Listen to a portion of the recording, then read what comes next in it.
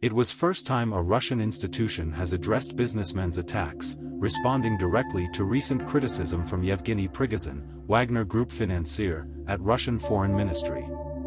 Prigozhin and his private group of mercenaries fought closely alongside the Russian army its invasion of Ukraine and most importantly played a key role in Moscow's attempt to take Bakhmut, eastern Ukraine. But despite Prigozhin's friendly history with Russian President Vladimir Putin, friction escalated between two powers, with the Wagner Group leader's frequent criticism of Kremlin.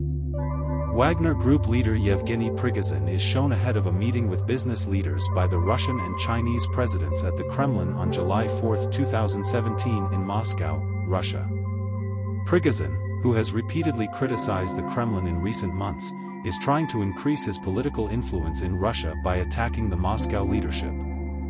Via Sergei Ilnitsky-Pool AFP on Friday, Prigozhin continued his attacks, targeting foreign ministries' work in Africa, writing that the agency does absolutely nothing and that Wagner forces are facing enormous difficulties in region.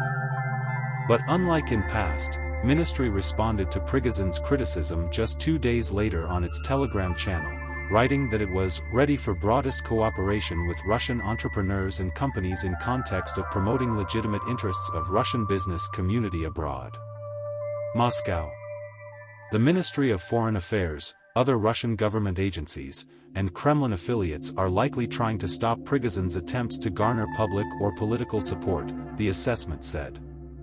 Russia may have cancelled victory parades due to humiliating tank shortage. Russia may have cancelled victory parades due to humiliating tank shortage. Prigozhin is trying to amplify himself by exaggerating role of Wagner forces Russia's success in Ukraine and using his reputation the Russian nationalist information space to criticize Russian government, ISW said. ISW had previously assessed that Prigozhin might want to challenge Putin in the 2024 presidential election. The Wagner leader published an interview on his news agency last month that seems to mimic the way he filmed Russian President Vladimir Putin's choreographed public meetings.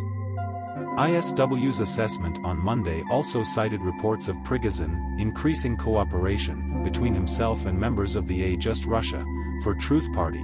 This may be a sign that he is trying to gain control over the center-left party. On other side of the fallout, Putin is reportedly looking for alternatives to Prigozhin's mercenary group, according to an update from UK's Defence Ministry last week. According to British intelligence, Russia is probably hoping to find a new special military group over which it can exert more control. ISW also previously reported that Wagner Group had suffered significant losses its fight for Bakhmut, which has seen some of the most brutal battles of war in Ukraine months. On March 29, Chief of Staff General Mark Milley estimated that the Wagner Group had lost about 6,000 professional fighters and up to 30,000 soldiers fighting in the Bakhmut area.